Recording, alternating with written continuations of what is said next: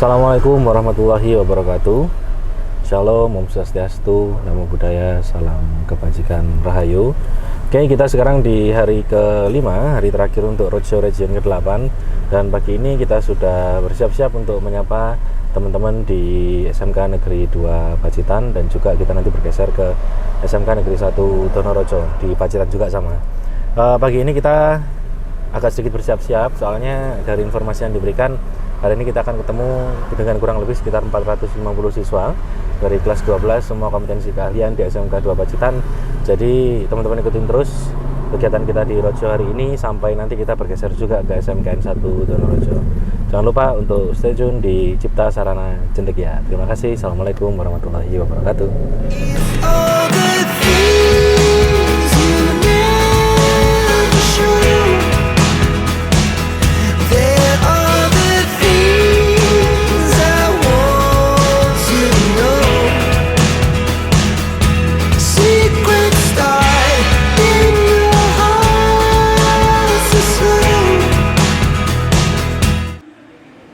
Sekolah ini nggak masalah kalau kelas 12 sudah kerja, malah senang, malah difasilitasi.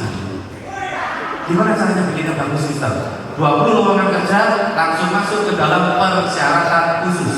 Persyaratan tadi kadang tempatnya nggak bisa jadi satu. Tapi saya ingin kalian paham. Persyaratan khusus itu kamu baca. Persyaratan khusus yang kamu bisa lakukan itu kamu centang.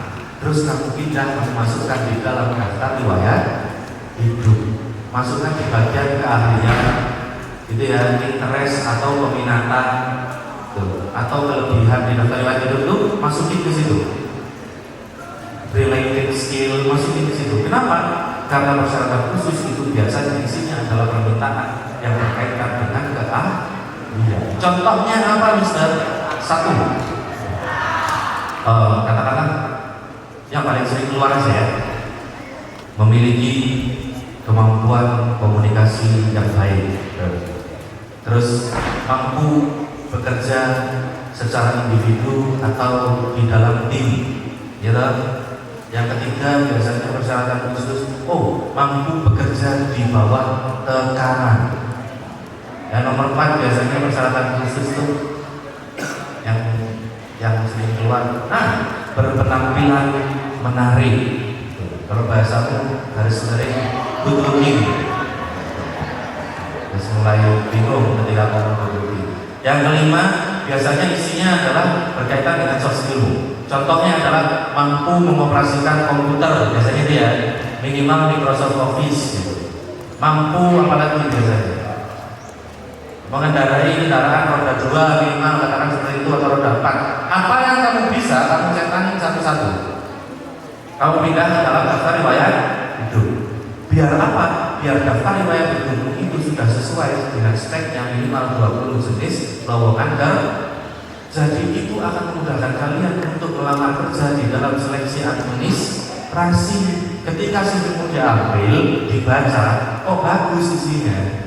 Karena kamu sudah ngambil isinya itu, kamu sesuaikan sama lowongan pekerjaan, dan gak cuma satu tapi 20 jenis permintaan yang berbeda.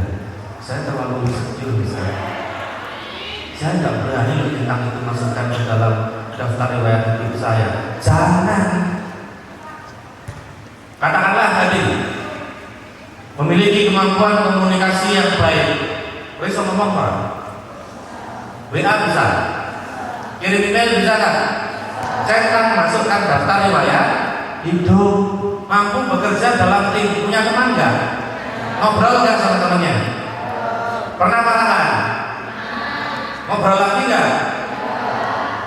Cetak dan masukkan dalam daftar riwayat hidup, mampu bekerja di bawah tekanan. Kurang apa tekanan hidup kita ya? Kamu cetak masukkan daftar riwayat hidup, mampu mengoperasikan komputer minimal Microsoft Office, bisa sama komputer? Matikan, ketik bisa, ngesim, load, copy paste bisa, pakai mouse bisa, ngecek keyboard tahu, cetak masukkan daftar riwayat hidup. No, I don't take shit. I got no love for the fakeness. If you wanna play tough and wanna hate I'll always show up. I don't ever slow up, no I don't take I got no love for the fakeness. If you wanna play tough and wanna hate this, I'll always show up and make a statement. I don't ever slow up, no I don't take I got no love for the fakeness. If you wanna play tough and wanna hate this, I'll always show up and make a statement. Everything I do so instinctive and so passionate. Every word I move so descriptive like an adjective. I got a vendetta against people who patented being negative when you should be getting after it.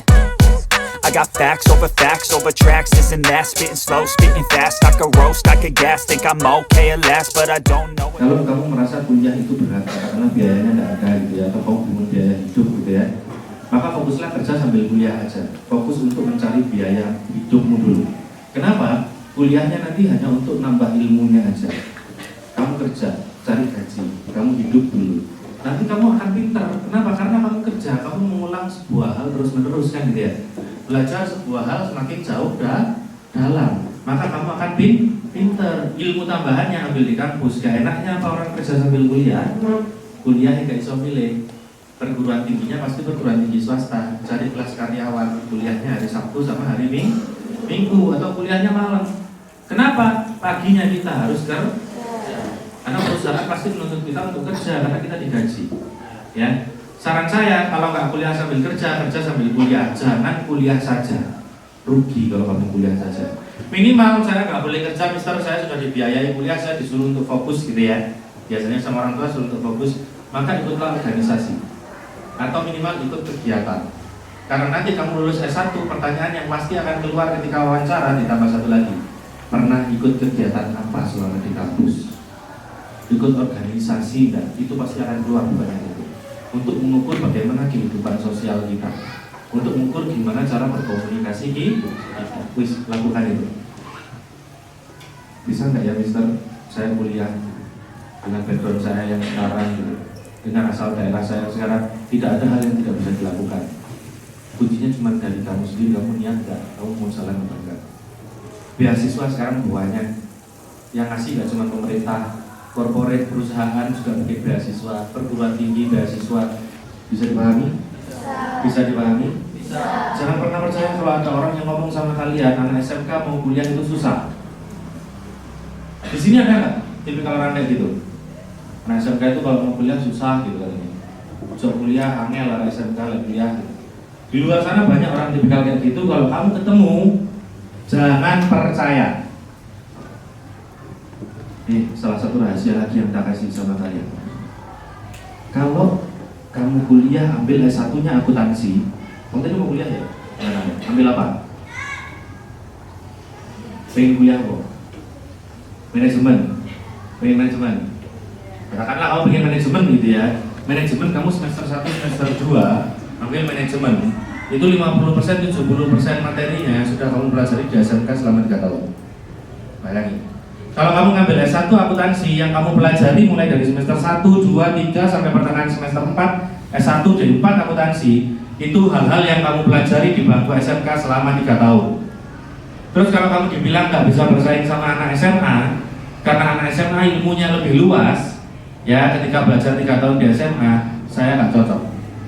Nggak masuk akal buat saya. Kenapa? Kamu kuliah S1 akuntansi, kamu di sekolah ini belajar akuntansi itu mulai semester 1 sampai semester 6, kelas 1 sampai kelas 3 itu kamu belajar akuntansi sampai muntah-muntah. Nangis kamu kalau nggak balance toh. Iya, baik nggak karu-karuan rasanya kan. 3 tahun kamu belajar itu. Sedangkan kalau S1 akuntansi, 60% mahasiswanya S1 akuntansi itu anak SMA jurusannya IPA. Bukan IPS, IPA. Losing time, I'm fading fast. I just wanna make it last. Try to let go of the past. I close my eyes, embrace the blast. Sleepless nights and headaches stack. Restlessness to hell and back. What's my purpose? What do I grab? A slippery surface, a heart attack. And sometimes you just gotta believe there's something that'll give you relief. There's something that'll have what you need. What you need. We're broken, it's tragic. We're not all elastic, but maybe there's magic. Believe you could have it, and I know of sadness. Assalamualaikum warahmatullahi wabarakatuh. Shalom, Om Swastiastu, Namo Buddhaya, Salam Kebajikan Rahayu. Alhamdulillah kita sudah tiba di base camp ya, di kantor kita di Cipta Sarana Cendekia. Dan hari ini tadi kita sudah berkunjung ke dua sekolah, yaitu di SMK Negeri 2 Pacitan, dan kita bergeser untuk menutup kegiatan Roadshow Region 8 di SMKN 1 Donorejo. Dan benar seperti yang saya sampaikan pada pembukaan video, memang untuk di SMK Negeri 2 Pacitan kita tadi menyapa langsung kurang lebih sekitar 400 peserta, itu dari 6 kompetensi keahlian yang ada di SMK Negeri 2 Pacitan. Luar biasanya dari begitu banyak peserta, dan memang rekor untuk di roadshow ini sendiri terbanyak saat ini berarti pada SMK Negeri 2 Pacitan. Atensinya juga luar biasa, jadi kita bisa pegang banyak atensi dan bisa berinteraksi bahkan sama beberapa teman-teman siswa ketika kegiatan berlangsung sampai kegiatan itu tadi selesai. Dari kedua sekolah ini kita mendapatkan feedback yang positif, dan kita juga bersyukur dan berterima kasih karena mendapatkan fasilitas dari teman-teman sekalian, dan kita diberikan sambutan yang hangat gitu ya. Dari SMK Negeri 2 Pacitan, setelah kita sempat berkoordinasi juga terkait dengan program-program yang akan berjalan, termasuk kelas industri untuk tax and accounting program, kita bergeser ke SMKN 1 Donorejo. Nah, ini termasuk kunjungan ketiga saya di SMKN 1 Donorejo, di mana pada SMKN 1 Donorejo tadi kita bertemu dengan siswa-siswi kelas 10 sampai kelas 12. Walaupun siang, walaupun kondisinya agak panas, tapi semangatnya tetap ada, dan kegiatan juga tetap berjalan dengan rame ya, dengan menyenangkan sampai kita tutup hari ini tadi di jam 3 sore. Dan untuk review serta semua pembahasan bisa teman-teman cek lagi di channel YouTube kita di Cipta Sarana Cendekia pada konten podcast Vokasi Dalam Podcast bareng Firhan gitu ya. Jadi terima kasih karena sudah memantau kegiatan kita terus di Roadshow Region ke-8. Ketemu lagi untuk kunjungan di Roadshow Region 9. Terima kasih. Assalamualaikum warahmatullahi wabarakatuh.